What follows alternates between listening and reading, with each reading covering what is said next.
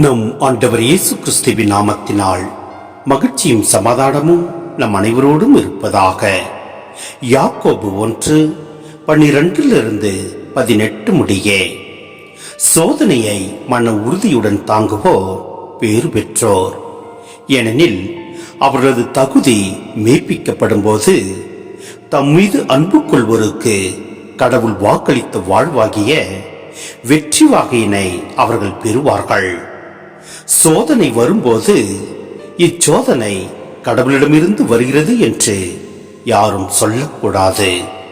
ஏனெனில் கடவுள் தீமையின் தூண்டுதலுக்கு உள்ளாவதில்லை, அவரும் எவரையும் சோதிப்பதில்லை. ஒவ்வொருவரும் தம் சொந்த தீய நாட்டத்தினாலே சோதிக்கப்படுகின்றனர். அது அவர்களை கவர்ந்து மயக்கி தன் வயப்படுத்துகிறது.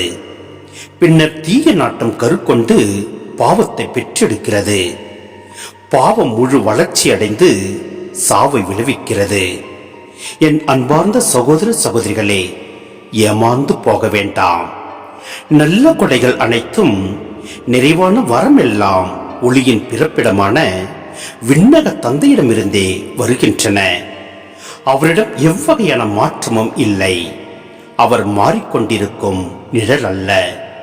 தம் படைப்புகளுள் நாம் முதற்கண்ணிகளாகும்படி உண்மையை அறிவிக்கும் வார்த்தையால் நம்மை ஈன்றெடுக்க அவர் விரும்பினார். சிந்தனை: நம் ஒவ்வொருடைய பேராசையினாலும் உலகப்பிரமாண நாட்டத்தினாலும் நாம் பாவத்தில் விழுந்து விடுகின்றோம். ஆனால் நம் ஆண்டவர் நம்மை முதற்கண்ணிகளாகும்படி நியமித்துள்ளார். படைப்புகளில் மனிதர் மேன்மை மிக்கவராவர். அவர்கள் கடவுளுக்கு உகந்த வாழ்க்கை வாழ இங்கு வலியுறுத்தப்படுகிறது. ஆம், வார்த்தை என்பது மீட்பளிக்கும் கடவுளின் வெளிப்பாட்டை குறிக்கிறது. இது இயேசு கிறிஸ்துவிலும் அவரது நற்செய்தியிலும் முழுமையாக காணப்படுகிறது.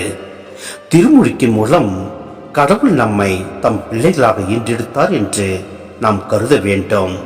எனவே சோதனைகள் வரும்போது இச்சோதனை கடவுளிடமிருந்து வருகிறது என்று நாம் யாரும் சொல்லக்கூடாது.